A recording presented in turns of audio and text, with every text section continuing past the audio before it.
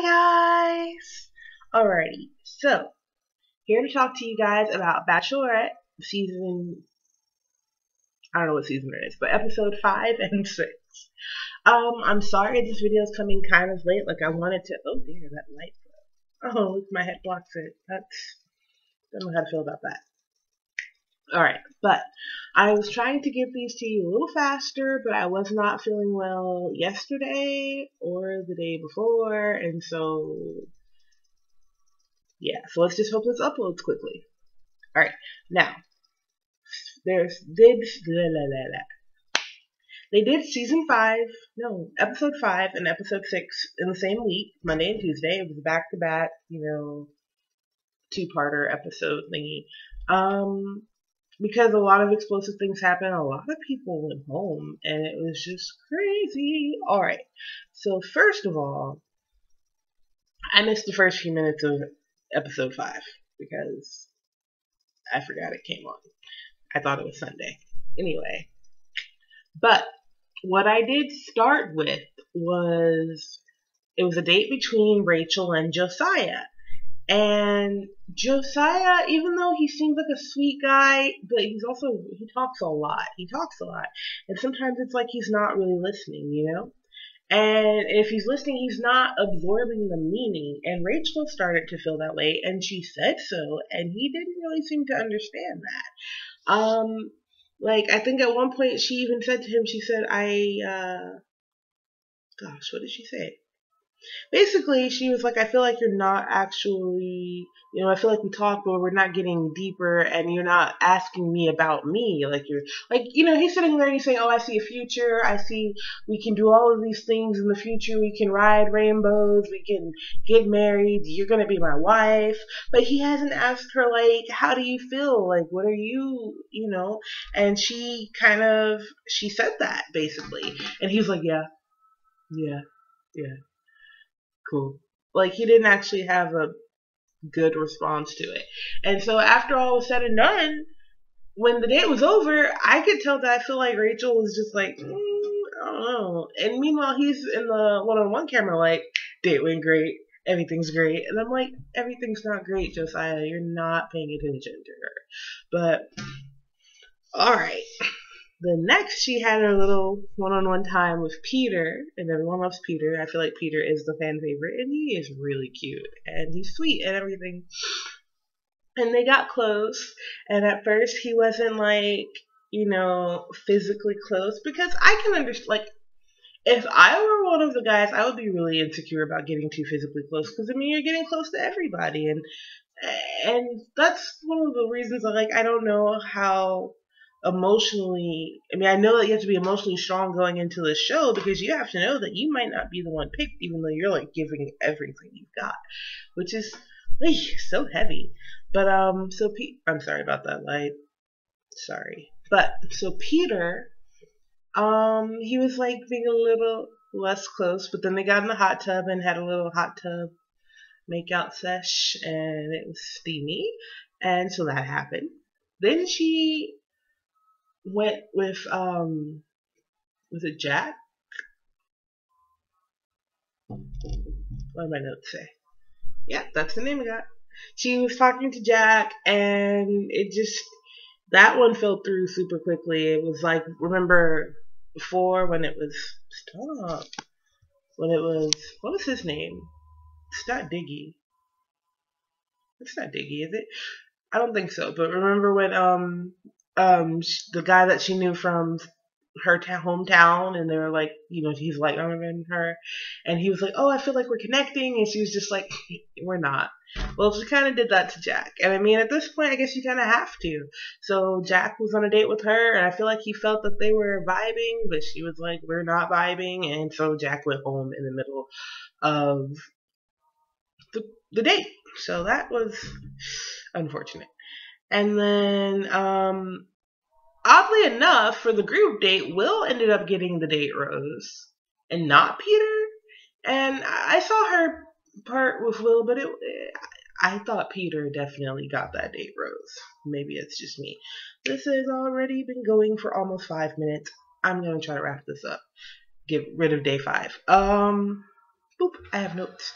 So then she did a double date with Lee and Kenny, which is, I don't, I mean, I know why, but also feel like it's just more tension than, honestly, I don't know how to deal with that whole Lee and Kenny situation. Is if you remember from last episode 4, that Lee has been just pushing and jabbing at Kenny for, I'm doing this like I'm jabbing at things that you can't really see me, so has just been jabbing at Kenny for days, and he's trying to make Kenny lose, and he's trying to make Kenny blow up, and he's poking the bear just so he can be the one on the outskirts, like, ooh, what's wrong? Why is Kenny so aggressive? When, I mean, it's because Lee is being the worst.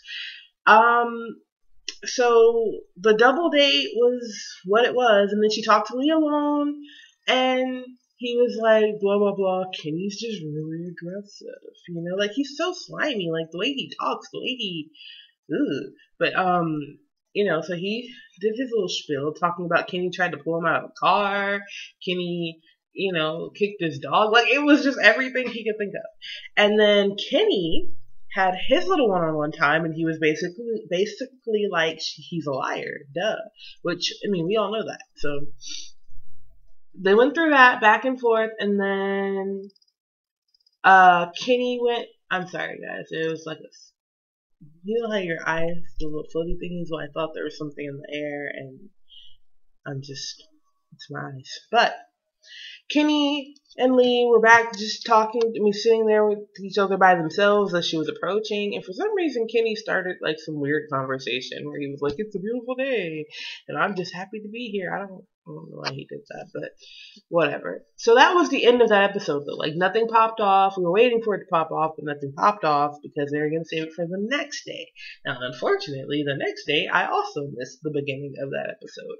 So great. But I mean, I already know Lee is weird. Like, I've been watching the show. Lee is a slimy weirdo. I now know, which I did not know last video I did, that Lee got exposed already through his Twitter account for being a freaking butthole. Like, he's kind of racist.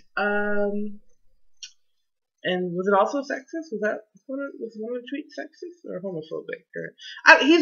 He's terrible, whatever. And it was confirmed, And then I do know that when I tuned in, Lee was gone. He was gone. I really need to see the first few minutes of it because I want to know how Rachel did it, because I cannot stand him, and I want to know what the straw that broke the camel's back finally was. But Kenny is still there, so I was like, cool, that's what's up. Kenny's here, Lee's gone, ding dong, the witch is dead, sayonara, etc., etc. Alright, so moving forward, it was the rose ceremony, the big one, and Iggy didn't get a rose. Was that this day or was it last time? I don't know. They're jumbled. They're together. But that's why this video's together. So now you know Iggy's not here. I don't know what day he didn't get the rose, but he didn't get the rose. Josiah did not get a rose. Big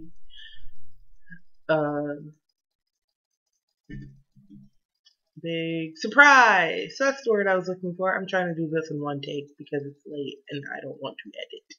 So Josiah didn't get the rose. Duh. And then she went on a one-on-one date with Eric, and they were really vibing. Eric wants to have 10 kids. That was interesting. Cool. She wants 4. Maybe they'll meet in the middle. But they just seem to really get along, and so it was cute. And I like Eric. I've liked Eric from the beginning. So I'm glad that they had that time to connect. Kenny was upset that he had not had enough time to connect with her. And when they finally met for a little one-on-one, he kind of broke down and, explained that he doesn't know if she's the one, obviously. I mean, you can't know yet, And she doesn't know either. And he was just saying, if you're not sure, then I have to go. And she respected that, and she sent him home because she's not sure that he is the one, and to take more time away from his daughter wouldn't be fair. So even though Kenny won the fight against Lee, and he won the battle, and he was still there, he still went home. But I mean, at least I'm just glad he didn't get sent home with Lee or before. Like, I'm just glad that was taken care of, and it's a bummer that this didn't work out in the long run. But it's not the worst. Okay, and then Will. This wasn't on the date with Will. I remember when Will was talking to Eric, and he was talking about how he doesn't usually date black girls. Not that it's like a prejudice thing. It's just the amount of the girls that are near him are predominantly not black. I mean, ow! I hit my thumb, and I'm sorry I yelled in your computer. That hurt. But Will was basically like, I've never done that before, but she's really cool. I, I would probably not have said it that way just because it sounds weird, but I get it, and I don't think he made anything rude by it. But anyway, they talked to each other about dating, and she just didn't feel that connection, so Will went home too. So oh man, I screwed the pooch. I told you that Kenny went home before I told you about the epic wrestling thing that happened with Kenny and Adam, and they were Vikings and they were wrestling, and then they both clocked each other in the eye. But now it seems less interesting because I'm already at the end of my story. So those are the guys that went home. I wish I could give you more, but I can't. But I will say this. I'm glad Lee is gone. Gross. And now it's getting to the point where Rachel is like really, trying to figure out who she might actually be falling in love for. It's no more friends. It's no more, I think we could have a good time together. Now it's, could we spend our lives together? So it's a really tough time. And the next few episodes are going to be like super important and super major. Super major? Okay. Super important. It's like when you get down to the end of Dancing with the Stars and it's less about we like you and now it's about you need to know how to dance, So they need to know how to dance with Rachel at this point. Or they're gonna go bye-bye. I've never actually watched a full season of Bachelorette, and I didn't know that so many people just got kicked out during dates. Like, that's like the hardest, that's gonna be like the hardest thing to deal with, Like, you're just like, hey, we're going on a one-on-one date, isn't this great? And she's like, yeah, it's not that great, you gotta go. You don't even get to the rose ceremony, you just leave the restaurant and go home, like, ooh. But it is what it is, I guess, all in the name of love. Well, good luck to Rachel and good luck to the guys that are left. I'm kind of rooting for Peter and Eric because I feel like personally, they're the cutest. And secondly, I feel like they're having the best connections right now, Peter and Eric. But we'll see. Alright, guys. Talk to you later. Bye.